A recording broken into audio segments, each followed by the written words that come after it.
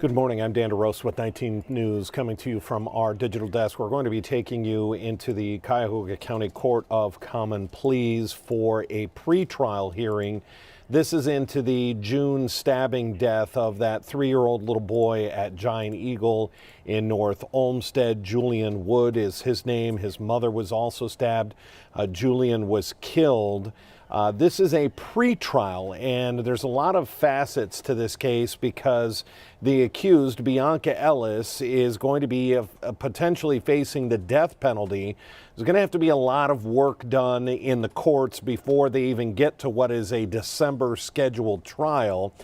So it's always interesting to see what is being discussed. Are they going to have to do a mental health evaluation? Is that a part of what today's hearing is? We'll have to wait and see. But again, this is all a part of what will lead up to a potential death penalty or a capital murder case. In the state of Ohio, when you're charged, and there is Bianca Ellis, we weren't sure if she would be making an actual appearance. We've seen some erratic behavior out of her in the past. So let's take a live listen in. 692-604 Bianca Ellis. She's present in court this morning with her counsel, Mr. Mack, Mr. Johnson, and Mr. Summers. Assistant County Prosecutor Ms. Faralia and Ms. Patel are here on behalf of the state of Ohio. We're here this morning for this matter. Court's looking for a few updates from the parties as well. I'll note for the record that we did set it for trial for December 9th. Looks like we inadvertently put December 6th on the journal entry, so that in fact is a wrong date. That's a Friday, I think. So it's in fact December 9th that the trial date is set with respect to this case.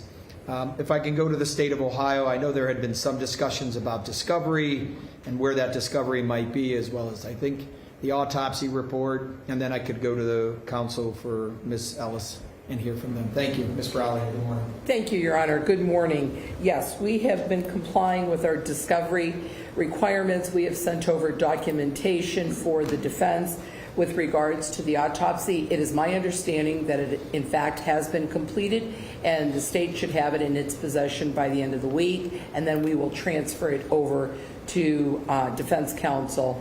In addition, the state still has some outstanding subpoenas for some additional documentation. As soon as we get that, we will turn that over as well. Okay. All right. Thank you. Mr. Mack, Mr. Johnson, if you want to be heard then this morning, I'll hear from both of you. Any concerns about that discovery or anything for the record regarding Ms. Ellis? I don't think so, Judge. Okay, very good. And then with respect to Ms. Ellis? Judge, during the month of June, Mr. Johnson and I met with Ms. Ellis. And as a result of that interview, we came back to this court. We petitioned the court to see if we could get an expert on the board to interview Ms. Ellis.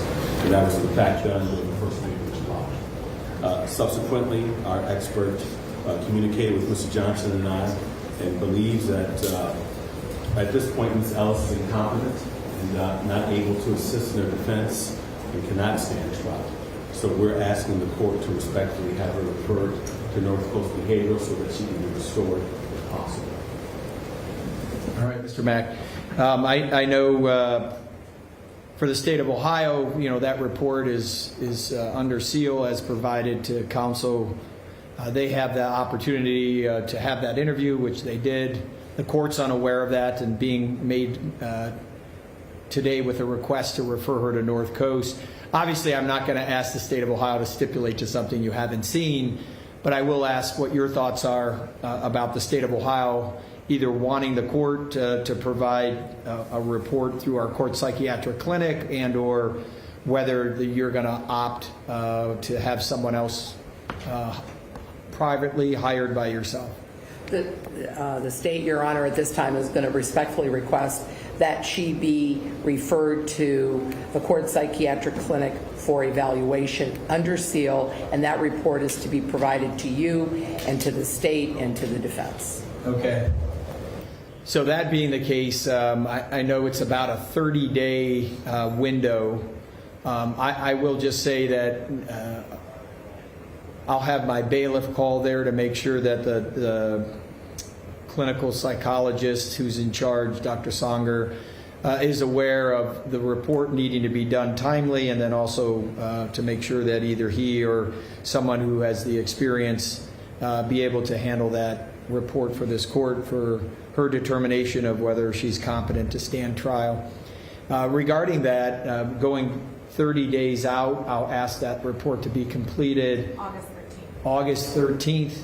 We would ask the parties to be back in the court to have a discussion on what next steps might be regarding the findings from our court psychiatric clinic, as well as discussions about what would be next for Ms. Ellis if in fact they also find her to be incompetent to stand trial as well. So is the 13th something that is available on all of your calendars? So that would be August. On behalf of the state, it's fine, Your Honor. Yeah. On behalf of Ms. Ellis, we're good as well. Okay. All right. So we'll go ahead and set that date, have the parties appear here for the hearing, and then I'll refer Ms. Ellis to the court psychiatric clinic to have them make a determination of competency regarding this matter. Anything further then from the state? None, Your Honor. Thank you. Thank you. And on behalf of Ms. Ellis, Mr. Mack? No, Your Honor. Thank you. All right. Thank you all for being timely, and then we'll adjourn with respect to today's matter. Thank you. Dan DeRose with 19 News. As you've just heard, this is all about trying to determine if Bianca Ellis is competent to stand trial. Her own attorneys that have been appointed to her by the state obviously saying that she is not competent, that they had their own professional psychologist try to interview her. That is under seal. We're not sure what the questions were, what the answers were, or exactly what it is that has her own attorney saying she is incompetent. But now, as a legal matter, you can't just go on what her attorneys are saying. Of course, now the court and the state has their own psychiatric evaluation that's going to happen with a psychologist. They've asked that it happen within 30 days, be completed within 30 days. Her attorneys were trying to get her transferred to North Coast. That is a mental health facility trying to, again, say that she's incompetent for trial, so let's get her to North Coast and get her some help. But the state, and unfortunately, the way the judicial system works, you can't just say that and send her off. There has to be verification on both sides.